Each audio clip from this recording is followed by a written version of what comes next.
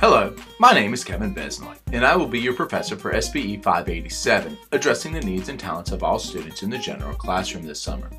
I'm excited to teach this course and believe that you will learn a great deal. The purpose of this short video is to provide y'all with a brief introduction about myself and give you an overview of this course. As I review the class roster, I realize that I am new to some of y'all, but there are a few that I've had in class before.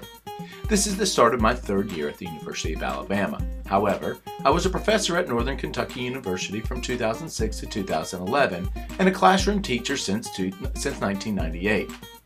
I received my bachelor's degree and my master's degree from the University of Alabama and my PhD in curriculum instruction and special education with an emphasis in gifted education from the University of Southern Mississippi.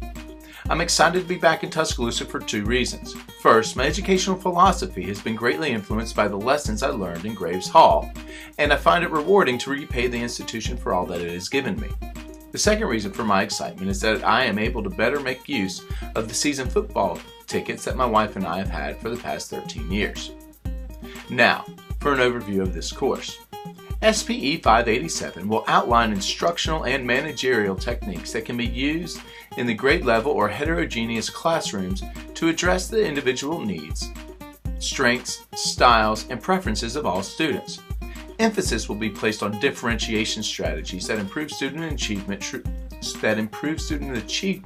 through the use of large group, individual, and small group instructional practices. A study of current promising practices, as well as relevant research, will be presented. This course will provide students with a research-based set of strategies that can be used to improve their ability to work with special education, gifted education, compensatory education, and culturally diverse gifted students in the general classroom. Additionally, this course will prepare educators of the gifted to work with general classroom teachers to expand opportunities for students with gifts and talents in the general classroom.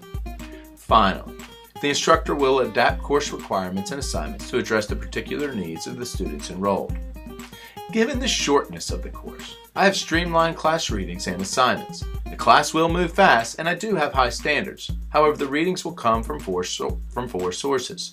First is the textbook titled Making Differentiation a Habit: How to Ensure Success in Academically Diverse Classrooms in Grades 3 through 12. This book is by Diane Heacox. In my experiences, this textbook is the most practical in helping practicing teachers to digest the topic of differentiation. The second set of texts is written by Laura Westfall, titled Differentiating Instruction with Menus.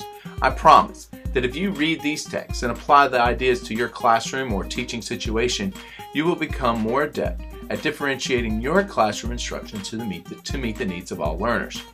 The third set of readings will come from professional journal articles and web resources. As classroom teachers, it is important that we implement empirically sound practices.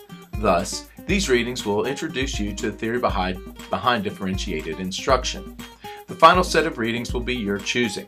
In order to complete all the requirements for this course, you have to write a 10 to 12 page literature review paper on differentiation. More details about this assignment will appear in the following video. However, you will have to conduct a review of literature. In addition to the readings and research paper, there are two other aspects of this course. One is class participation. I will post discussion questions that pertain to readings and class lectures. The goal of this is to spark discussion. From my experience in teaching other online courses, this aspect is the most tedious for students and professors. Thus, rather than requiring a minimum number of responses or length to those responses, I am leaving it up to you to respond. There are not a lot of us in this course. In fact, at the time of this video, only 7 have registered. So I'm not going to ask you to respond in a superficial manner. There is a class participation rubric that will be posted, so you can follow that. Just know that I expect you to treat this aspect of class as you would any other class discussion. As in class, there are some questions you do not want to answer. In fact, I have never taught a face-to-face class where every student has answered every question. Still, as in face-to-face classes, you want the professor to know you have attended class, digested the readings, processed the content, and formulated new ideas. The final assignment of this course requires you to create an instructional unit with elements of differentiated teaching and learning. This unit of instruction should be based on a unit of instruction you have already taught.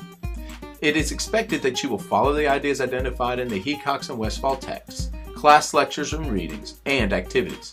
I will be posting a separate video with more detail on this assignment in the next couple of days. Until then, y'all have a great afternoon, and thank you for registering for SPE 587.